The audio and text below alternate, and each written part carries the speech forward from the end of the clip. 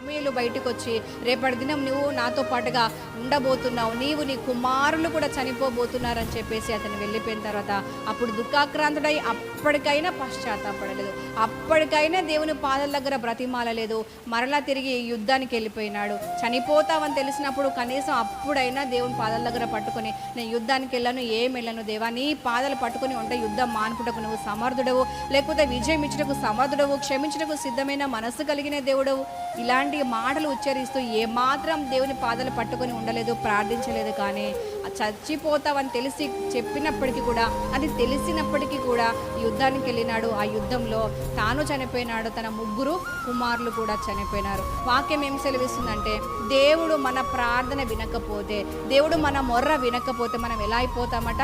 సమాధిలోనికి దిగువారి వల్ల అయిపోతాం. కాబట్టి దేవుడు మన మొర్ర వినకపోవడానికి కారణం మనం తెలుసుకున్నాం.